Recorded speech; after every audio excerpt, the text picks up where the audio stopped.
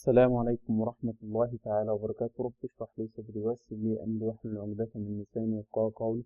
بإذن الله يا باشمهندسين، أول حاجة هنتكلم عليها وهي Introduction of BIM Technology. طيب، ال Introduction of BIM Technology، هل البيم لسه مثلا بادئ دلوقتي أو بادئ من فترة؟ طب إحنا عاوزين نتعرف عليه. إيه هو البيم؟ إيه هي مميزاته؟ إيه هي عيوبه؟ إيه الفرق ما بين الطريقة التراديشنال والطريقة 3D؟ هنتعرف على كل ده، والموضوع إن شاء الله هيكون مبسط. طيب، في الأول كده يا باشمهندسين، إحنا بنقول What is the BIM technology؟ إحنا هنقول بسم الله وهنبدأ في البيم تكنولوجي. إيه هي تكنولوجيا البيم؟ إيه هي تكنولوجيا البيم يا باشمهندسين؟ تخيل معايا إنك بتقدر تبني المشروع بتاعك بالكامل بشكل رقمي. ببنيه بشكل رقمي ديجيتال قبل ما أبدأ تنفيذ العمل. يعني من الآخر أنا بنفذ المشروع قبل ما أبدأ تنفيذه. هنا بقى بيجي دور التكنولوجيا اللي اسمها البيم، اللي هي اختصارها يا باشمهندسين Building Information Modeling. تمام؟ طيب، Building Information Modeling ديت اللي بتعمل زي إيه؟ بتعمل يا باشمهندسين زي عقل رقمي. عقل رقمي بيعمل إيه؟ بيجمع كل التفاصيل. هي البيم فيها اختصارها Building Information Modeling. فالانفورميشن ده هو مجرد معلومات، فهي بتعمل زي عقل رقمي بيجمع كل التفاصيل الخاصة بالمبنى أو المشروع في نموذج ثلاثي الأبعاد 3D. تمام؟ وده بيساعدني في إيه؟ طب دوت بيساعدني يا باشمهندسين في التحكم، أو إن أنا أتحكم في كل حاجة، سواء كان التصميم أو المواد أو الفراغات أو أيا كان الحاجة اللي هتحكم فيها. تمام؟ فإحنا هنبدأ في درس الدنيا يا باشمهندسين، وهو البيم Building Information Modeling. اوكي. طيب، ايه هو اللي بيميز البيم عن غيره؟ ايه هي المزايا اللي بتعود عليا من البيم؟ تكنولوجيا البيم يا باشمهندسين، اول حاجه هي مش مجرد رسومات 3D بعملها وخلاص. لا، هو مجرد يا باشمهندسين، هو انا هنا يعني المهندسين هنا صوره بتوضح ايه؟ بتوضح ان هم بيشوفوا المبنى على السوفت وير قبل ما بيشوفوه في الطبيعه، فانا بنفذ المبنى مسبقا قبل ما ابدا عمليه التنفيذ. فتكنولوجيا البيم هي مش مجرد رسومات 3D، هي عمليه متكامله بتدمج التصميم مع المواد والمعلومات الهندسية. بتدمجهم في إيه؟ بتدمجهم في نموذج واحد. دوت بيدي للفريق كله، سواء كان مهندسين، معماريين، مقاولين. أول حاجة بيخلق ما بينهم ترابط وتناسق. تمام؟ تاني حاجة يا باشمهندسين، أو من أهم مزايا البيم تكنولوجي، هي إن أنا بتخلق تعاون أفضل. طب بتخلق تعاون أفضل إزاي؟ بيخلي التواصل ما بين المعماريين مثلا والمهندسين والمقاولين أسهل وأسرع، وبيقلل الأخطاء اللي بتحصل بسبب سوء التنسيق. طيب، بيخلق رؤية أوضح. طب الرؤية الأوضح دي يا باشمهندسين إيه؟ تقدر تشوف في نموذج 3D بيوضح لك المبنى واقعي، وتشوف كل تفاصيله حتى قبل ما تحط حجر الأساس. طيب، بعد كده يا باشمهندسين، كفاءة عالية increase efficiency. طيب، increase efficiency يا باشمهندسين، التكنولوجيا دي بتقلل الأخطاء وبتحسن تخطيط المشروع. وبدل ما تكتشف مشكلة بعد ما تبني، تقدر تكتشفها رقميا وتحلها قبل التنفيذ. ممكن ألاقي كلاش يا باشمهندسين على البرنامج وأقدر أحله قبل ما أبدأ أنفذ واكتشف الخطأ. الكلام دوت ما كانش بيحصل بنسبة كبيرة في ال 2D. طيب، رابع حاجة يا باشمهندسين هي الكوست والتايم سيفنج. إن هو بيوفر لي إيه؟ بيوفر لي تكلفة ووقت. ما هو الوقت دوت بفلوس، بانك تقدر تحسب الكميات وتكلفة المواد بدقة من خلال النموذج الرقمي. ده بيوفر ليك وقت ومصاريف كتير جدا. طيب، لو جينا نبص هنا يا باشمهندسين على مزايا البيم، هتلاقي الحاجات اللي احنا قلناها، وهنا البيم تكنولوجي دوت تعريفه، وديت المزايا اللي احنا قلناها برضه. طيب، بعد كده يا باشمهندسين ايه؟ هنيجي نناقش نقطة مهمة اسمها how BIM works أو process overview. طيب، how BIM works أو process overview دي يا باشمهندسين، بالمعنى كده البسيط، بيقول لك ازاي بشتغل بيم. تمام؟ دي نظرة من خطوات عملية. ايه هي الخطوات العملية؟ هي 5 ستيب. أول ستيب يا باشمهندسين هي مرحلة التصميم الإنشائي. دي بنبدأ بوضع فكرة وتصميم أولي. أنا الأول في فكرة في دماغ الكلاينت عاوز ينفذها، فبيبدأ بوضع الفكرة والتصميم الأولي. بعد كده بنشئ ليها، ده ستيب 2 يا باشمهندسين، بنشئ ليها نموذج 3D. بعد كده بنحول التصميم دوت لنموذج 3D متكامل. يبقى احنا كده عندنا خطوتين. أول خطوة مجرد فكرة، تاني خطوة باخد الفكرة ديت أحولها لنموذج 3D ثلاثي الأبعاد. التعاون وتبادل البيانات، كل المشاركين بيشتغلوا على نفس النموذج وبيشتركوا في التحديثات أول بأول. طيب بعد كده يا باشمهندسين محاكاة التنفيذ. محاكاة التنفيذ اللي هي construction simulation and execution. construction ديت يا باشمهندسين قبل ما تبدأ في الموقع بتقدر تعمل محاكاة رقمية. يعني ايه محاكاة رقمية؟ المحاكاة الرقمية دي بعملها لعملية البناء عشان اتأكد ان كل حاجة تمام، بطلع زيرو كلاس.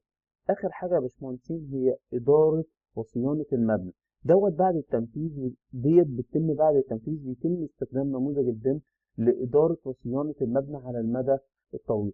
ان انا بقدر اصين المبنى عن طريق برضو بروسيس البيم. لو احنا جينا هنا كده يا باشمهندسين في مقارنه بالكيرف البسيط دوت، طريق كومباريزون بين الطريقه التراديشنال والبيم ورك فلو.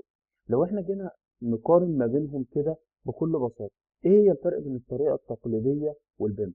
الطريقه التقليديه اول حاجه هي رسومات 2D. تاني حاجه هي تنسيق يدوي بين الاقسام. تالت حاجه يا باشمهندسين هي اكثر عرضه للاخطاء. طب طريقة البيم أو البيم ميثود أو الورك فلو بتاع البيم، لا، أول حاجة بقى في المزايا هي نموذج، أو في الكومباريزون ما بينهم، هي نموذج 3D متكاملة للبيانات مع بعض. تمام. كشف تلقائي للاشتباكات أو الكلاشات بين العناصر المختلفة زي مثلا الكاميرات والشبابيك وهكذا. طيب بعد كده يا باشمهندسين كفاءة أعلى وتنسيق أفضل. طيب كده يا باشمهندسين يعني فرق بسيط او كومباريزون بسيطه ما بين الطريقه التراديشنال والبيم ميثود. لو انت جيت تبص على واحد دي كوست اوف ديزاين تشينج، هتلاقي يا باشمهندسين الكيرف طالع كده. طب وثلاثه دي هو الورك فلو بتاع البيم. بصوا يا باشمهندسين التكلفه في النص هنا بتبقى عاليه، تمام، علشان تجهيز السوفت وير وتجهيز الريسورسز وتجهيز الناس اللي تقدر تشتغل على كده.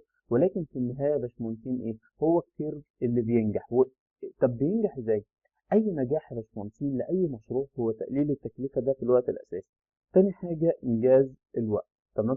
فانا بالنسبه لي الكوست هيبقى قليل والوقت هيبقى اقل من الوقت اللي بستخدمه في التراديشن. طيب لو احنا جينا يا باشمهندسين نشوف فرق بسيط ما بين هنا برضو صور يا باشمهندسين بتوضح الفرق ما بين التراديشنال والبيم. هنا كده كله داخل في بعضه، هنا كله بيرمي في منظومه، او ال 3 دي موديل، او كله بيرمي في نقطه تجمع واحده. وهنا برضو يا باشمهندسين فرق ما بين التراديشنال والبيم.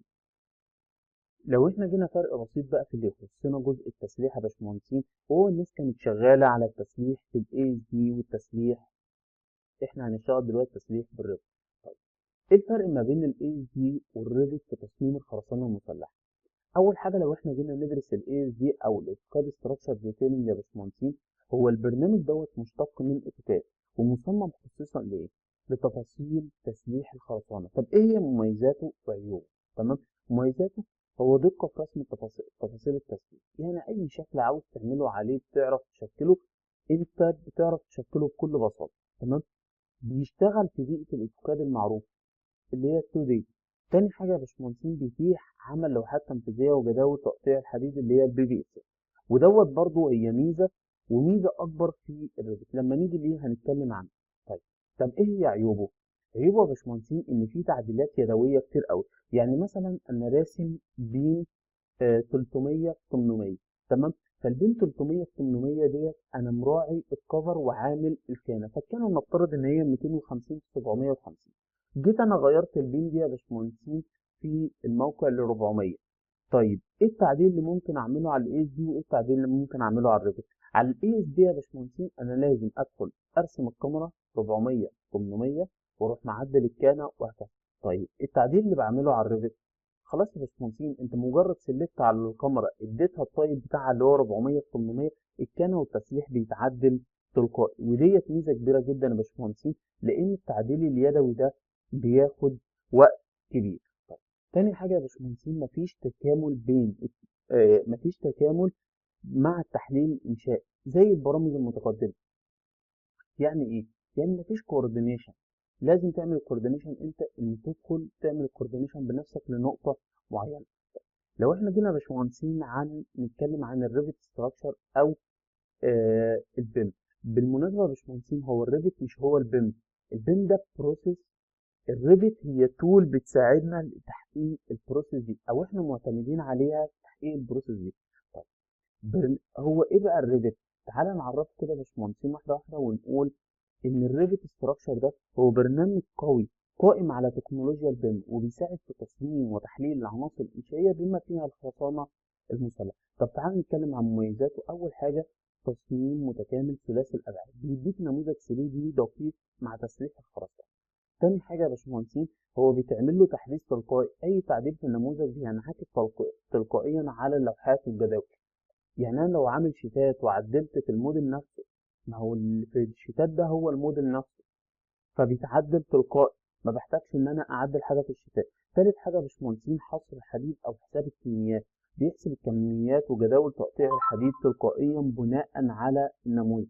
رابع حاجة يا باشمهندسين هي التعاون، بيدعم التعاون بين التخصصات المختلفة سواء كانت معمارية إنشائية ميكانيكا وهكذا يا باشمهندسين، وكل الديسيبلين.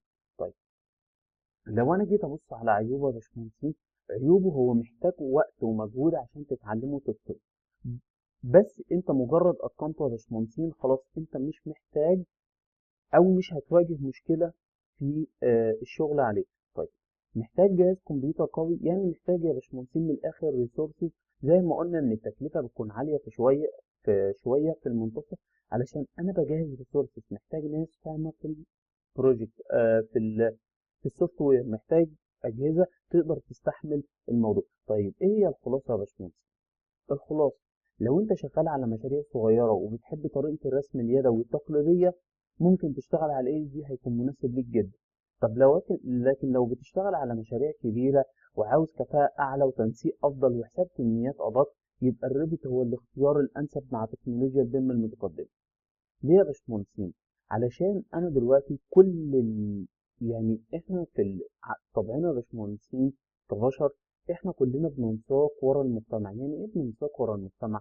والله أنت بتشوف المجتمع والحياة رايحة لفين، وأنت لازم تاخد الكارير ده، لأن أنت لو ما خدتش الكارير ده أنا كده بكون في عزلة، شوية شوية هكون في عزلة أكتر. فديت مش مستحبة إنك تاخد العزلة. وللأسف هو مش للأسف برضه، هو الفكرة إن المشاريع كلها بدأت يدخلها البيم في جميع النطاقات. تمام. فدوت معناه إيه يا باشمهندسين؟ دوت معناه إن كده شبه الاي دي بيبدأ يقل سوقه جدا. تمام. هو مطلوب وفي ناس لسه شغالة بيه، ولكن هو مطلوب. طيب لو احنا جينا هنا كده يا باشمهندسين هنقول ثانك يو. بس قبل ما نقول ثانك يو هنقول يا باشمهندسين ليه البيم هو مستقبل البناء ببساطة كده. ببساطة البيم مش مجرد برنامج، دي ثروة في طريق في ط... آه البيم يا باشمهندسين هو مش مجرد برنامج. البيم دي ثروة في طريقة تصميم وإدارة مشاريع، بيحول الفكرة لنموذج رقمي تفاعلي، بيكشف الأخطاء قبل ما تحصل، وبيوفر وقت وفلوس. فاكرين زمان لما كانت المشاريع الكبيرة وبتبقى مليانة مشاكل وتأخيرات؟ مع البيم دوت بقى جزء من الماضي. شكرا، دمتم بخير.